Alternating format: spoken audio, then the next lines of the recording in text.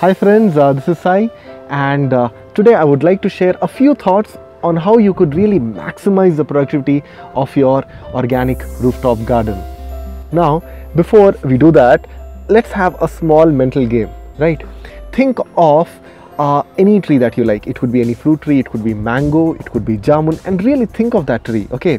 For example, I can see gulmohar, I can see coconut outside. It could be any tree that you particularly like. Could be neem or could be banyan tree because it's so huge. Think of any tree.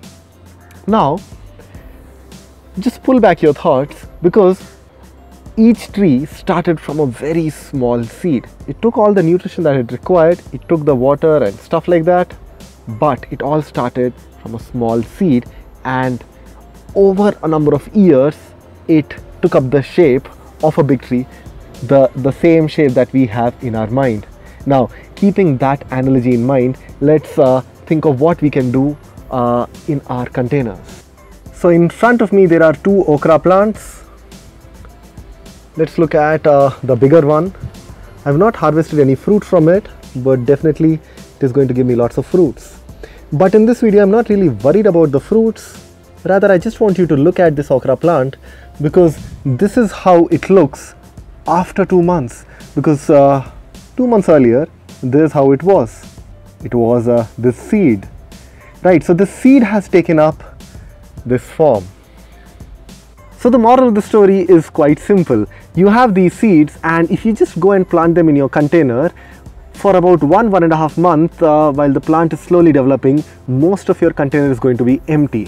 Right, and it is at that point of time that you can start growing different types of green leafy vegetables along with your plants, so that you really can make the best possible use of the space that you have in a container. Now, don't get a wrong impression that I am saying that it is that you should not be growing plants individually. You can, and for lots of people it is quite easy to maintain a garden, to manage the containers if there is only one plant growing in that. But if you are adventurous and you really want to maximize what you want to do in your garden, you can start doing that. And let me just show you what I am doing here. So in this container, this is a 2 feet by 2 feet container, and what I am doing here is that I've got one tomato plant, one chili, another chili. I've got another tomato plant here, right? So 2 tomato plants, 2 chili plants. I've got this cabbage out here. I've also got a bitter gourd. And if I had just put in those things, you would be seeing a lot more of my potting mix, and I would be losing all that space. So what I have done is that I've put in different types of greens here. This is coriander, as all of you might be knowing.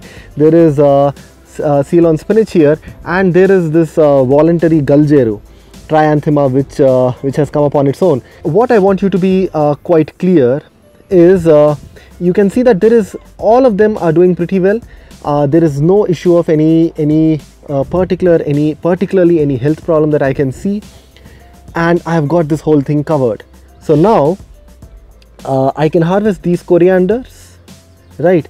And slowly as these plants start growing, they are going to be taking more space, and they might be just giving a bit more shade, so nothing can grow underneath, but that is going to take another 15 days or a month or so.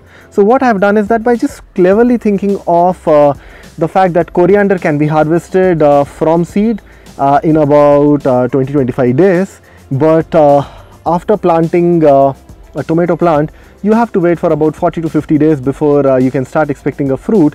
So what I've done is that, just looking at that difference, I've been able to just plant a few greens here which can be harvested, and thereby able to maximize what all can be grown in a container.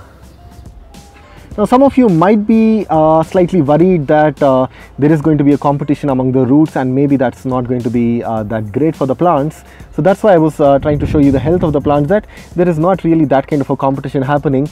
And even if that competition is happening, I have ensured that this whole container is full of such good nutrition that the plants are going to get all the nutrition that they want.